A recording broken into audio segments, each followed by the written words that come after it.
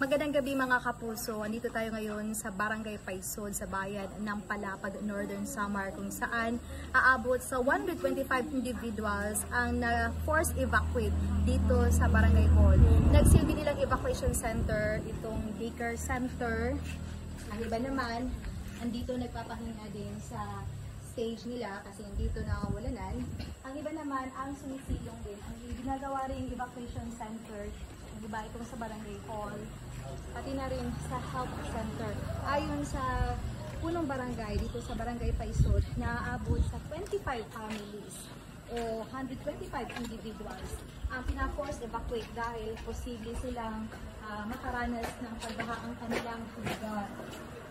Hindi naman sila naghirapan sa pagpapalikas nitong mga residente dahil alam ng mga residente ang posibleng dalang problema dahil sa pag-apaw ng ilog malapit dito sa kanilang mga bahay.